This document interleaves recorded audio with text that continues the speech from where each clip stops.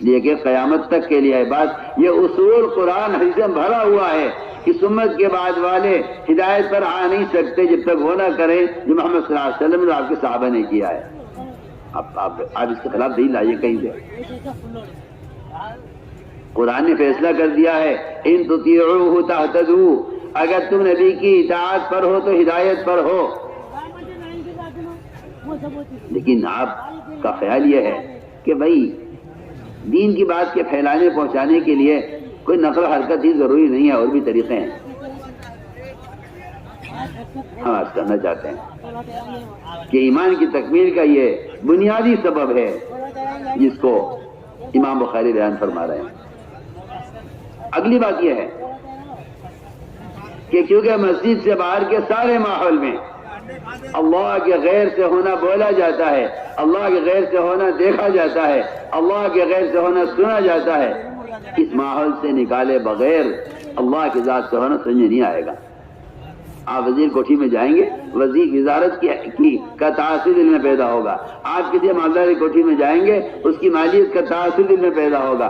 آپ کسی فقیر کے جھوپڑے میں جائیں گے، اس کے فقر اور اس کی غربت کا تاثر دل میں پیدا ہوگا. آپ اللہ کے گھر میں آئیں گے تو کیا اللہ کا تاثر پیدا نہیں ہوگا؟ یہ آپ کا خیال غلط ہے، یہ آپ کا خیال غلط ہے کہ جو جہاں ہے وہاں دین کی بات پہنچا دو. آپ کا خیال غلط ہے. تربیت کا، ہدایت کا اور اس امت کے خیر امت ہونے کے لیے تو شرط یہ ہے کہ آپ لوگوں کو جا کر خود دعوت دیں اور ان کو ان کے ماحول سے نکال کر عمل کے ماحول میں لائیں.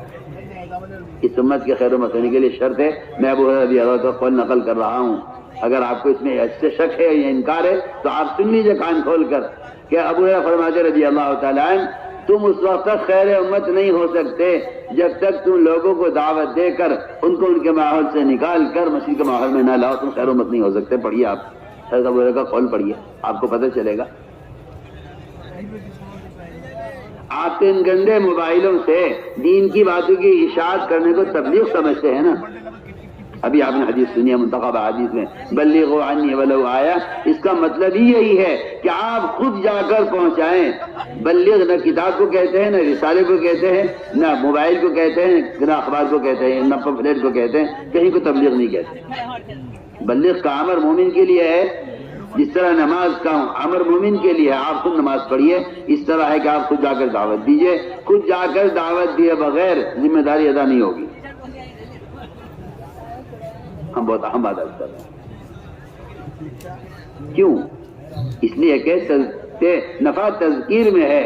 تذکیر یہ نہیں کہ آپ تحریر سے بات یاد دلائیں. تذکیر میں نفع ہے جب آپ اس کے لیے خود جا کر آپ کا مجاہدہ، آپ کی قربانی، آپ کا فارغ کرنا، ایک مسلمان کے پاس چل کر جانا، یہ مجاہدہ اس آدمی کے دل کو متاثر کرے گا. اچھا آپ چل کر آئے میرے پاس. اہتمام، اہمیت اسی کی ہے. تو میں نے عرض کیا کہ پہلا مقصد دعوت کے ذریعے یقین کا بدلنا ہے، اور اس یقین کے بدلنے کی جگہ مسجد ہے. آپ غور کر لیجیے احادیث پر، آپ صلی اللہ علیہ وسلم کے طریقہ کار کو دیکھیے آپ. اس لیے کہ اتباع سنت جس طرح ضروریات میں اور عبادت میں اور نماز میں لازم ہے، ایسے ہی اتباع سنت دعوت اللہ میں بھی لازم ہے. کہ آپ صلی اللہ علیہ وسلم نے کام کیسے کیا ہے. میں نے عرض کیا کہ یہاں ایمان کے حلقوں سے اللہ کی بڑائی دل میں اترے گی. کیوں؟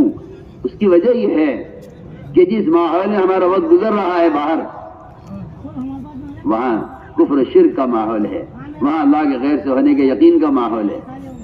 یہاں مسجد میں ایمان کے حلقوں میں بیٹھ کر اندر کا شرک کا اثر اور اندر کے کفر کا اثر جو باہر کے ماحول سے پیدا ہوا ہے وہ یہاں نکلے گا. ایک نہیں سینکڑوں قصے ہیں. حضرت ثمامہ کو آپ نے مسجد میں رکھا، حق کا انکار کرتے تھے. مفتی ثقیف کو مسجد میں رکھا، وہ فرائض کا انکار کرتے تھے. آپ نے فرمایا اعمال مسجد سے بڑھ کر کوئی عمل دلوں کو نرم کرنے والا نہیں ہے.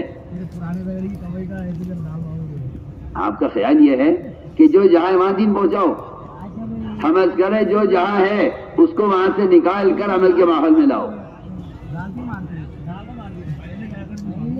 آپ حدیث پڑھیے، قرآن پڑھیے تو آپ کو پتہ چلے گا کہ ہدایت اعمال مسجد کے ساتھ مربوط ہے، اور ہدایت اعمال مسجد کے ساتھ موعود ہے، ہدایت کا وعدہ اعمال مسجد کے ساتھ ہے۔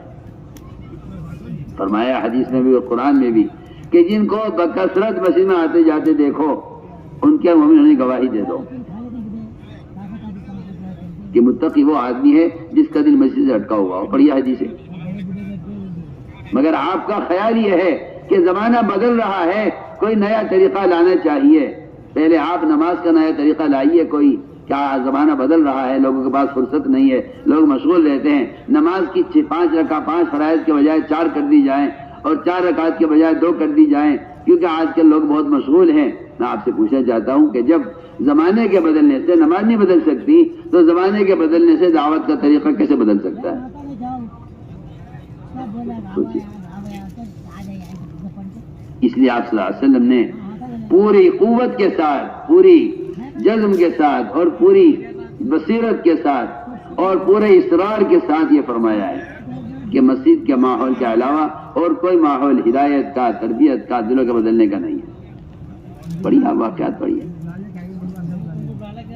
بہت ثقیف نے کہا تھا اسلام قبول کریں گے، نماز نہیں پڑھیں گے، زکوٰۃ نہیں دیں گے، دین کی محنت نہیں کریں گے، روزہ نہیں رکھیں گے، جو آج کے مسلمان کا حال ہے۔